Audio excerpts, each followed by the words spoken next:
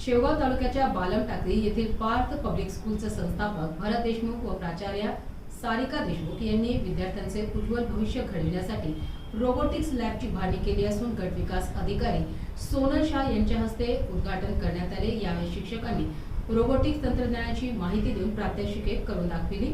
यावेळी स्कूलचे संस्थापक भरत देशमुख यांनी शाळेतील रोबोटिक्स लॅब ही केवळ एक आधुनिक सुविधा नसून हे परिवर्तन घडविणारे शैक्षणिक वातावरण आहे, जे सर्जनशीलता, विश्लेषणात्मक विचार आणि नवनिर्मितीला प्रोत्साहन देत असल्याचे अधोरेखित केले। यावेळी शिक्षक, शिक्षकेतर कर्मचारी व विद्यार्थी उपस्थित होते। UCN टीव्ही न्यूज प्रतिनिधी पांडुरंग निंबाळकर, शेवगाव।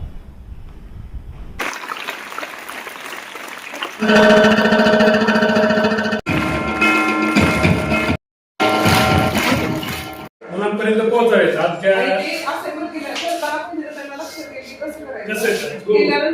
सेपरेटली असतात हे तुम्हाला असेंबल करायचे पूर्णपणे आणि असेंबल केल्यानंतर मग या सगळ्या गोष्टी मुलं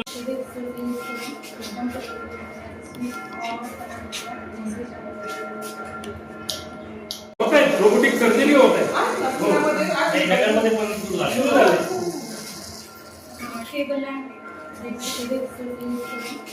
पोहोचले आता म्हणजे होत आहेत, रोबोटिक सर्जरी होत आहे पण सुरू झाले।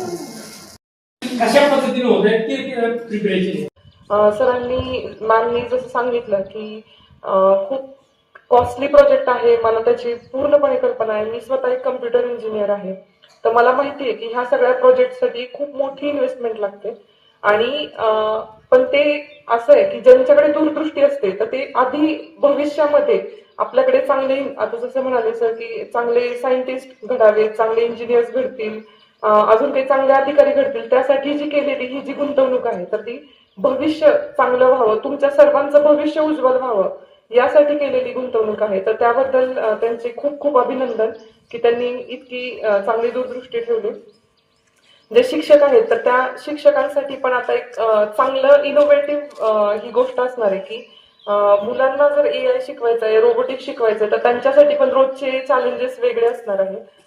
कारण आपलं जे एक शिक्षण व्यवस्था एक पॅटर्न सेट झालेला आहे, तर त्यामध्ये मग पुस्तकी ज्ञान हेच बऱ्यापैकी आपण त्याच्यावरच भर दिला जातो किंवा पाठांतरावर भर दिला जातो। पण आता जर तुमच्याकडे एक इतकी चांगली सर्व सोयी सुविधांनी लहान म्हणजे आता हा जो वर्ग आहे किती 1st to 10th